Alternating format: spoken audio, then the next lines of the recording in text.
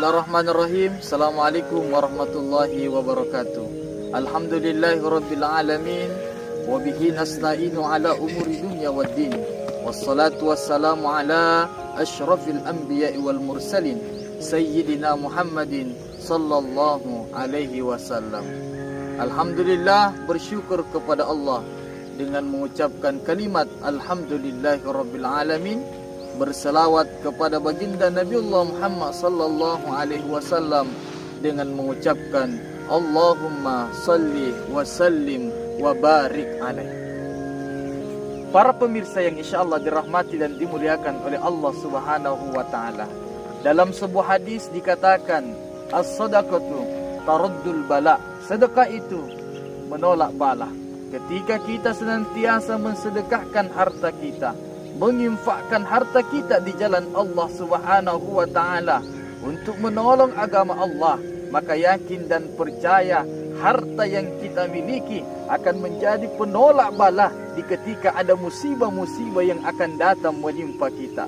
Para pemirsa yang insya-Allah dirahmati dan dimuliakan oleh Allah Subhanahu wa taala. Betapa banyak orang di alam kubur yang meminta kepada Allah kembali ke dunia. Laula akhartani ila ajalin qarib, ya Allah, jika sekiranya kematian ini bisa ditunda ya Allah. Allah mengatakan, kau ingin apa kembali di dunia? Orang yang meninggal ini di alam kubur ini mengatakan, fa asaddaka wa akum minas salihin. Saya ingin kembali ke dunia untuk bersedekah dan melakukan amal saleh.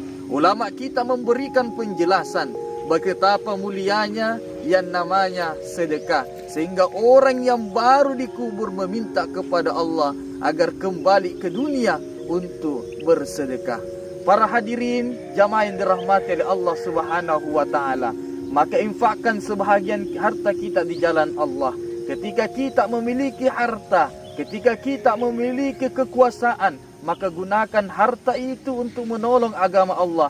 La yanfa'u malun wala banun. Pada hari itu harta, keluarga tidak dapat menolong kita di hadapan Allah. Illa biqalbin salim, kecuali orang yang datang menghadap kepada Allah dengan hati yang tenang. Hati yang tenang ini bisa kita dapatkan ketika kita memiliki harta, kemudian harta itu kita gunakan di jalan Allah Subhanahu wa taala. Akan tetapi para pemirsa yang insyaallah dirahmati dan dimuliakan oleh Allah Subhanahu wa taala, kita melihat sekarang fenomena yang terjadi di masjid-masjid.